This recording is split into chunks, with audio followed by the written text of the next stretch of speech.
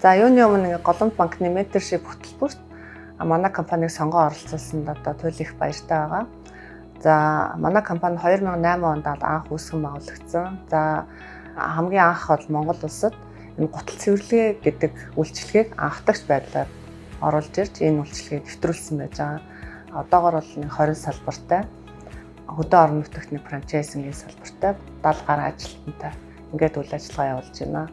За энэ хугацаанд болохоор анх гутал цэвэрлэгээ байсан бол за хүмүүсийн цаг завыг хэмнэх үүднээс нэг дороос одоо цогцоор нь үйлчилгээгээ үзүүлэх одоо ийм хэрэгцээ байгааг хараад хувцас цэвэрлэгээ, ахуйн цэвэрлэгээнүүдийн үйл ажиллагааг нэмэлт оруулаад одоо хүн нэг дороос одоо манай шүүслабд үйлчлүүлснээр ахуйхан одоо хэрэглээний хэрэгцээг бол хангах юм боломжийг бол олгосон.